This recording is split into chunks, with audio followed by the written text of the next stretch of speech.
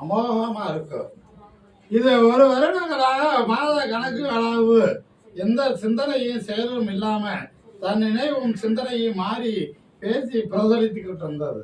இதனால மனநிலை பாதிக்கப்பட்டு நம்ம ஒரு பைத்தியமோ ஆயிருமோ என்ற கவலையும் சிந்தனையும் உனக்கும் இருந்தது, உன் கணவனுக்கும் இருந்தது.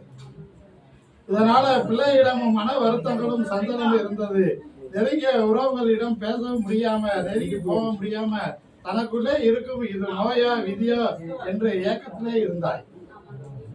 என்னை பார்த்து 2 முறை என்னை பார்த்துட்டு போகணும், 90 நாள்ல இருந்து 60 நாளைக்கு மேல் தீர்த்து தருகிறேன் என்று சொன்னேன். அதே ஒரு பூர்ணமாக குணமடைய வைத்தேன். அதற்காக நீ எனக்கு என் பிள்ளைக்கு எல்லாரும் மனமாற புரிகிற அனாதானம் விட்டுட்டாய். உனக்கு பாலாரும் செல்வமாக அள்ளித் தருகிறேன்.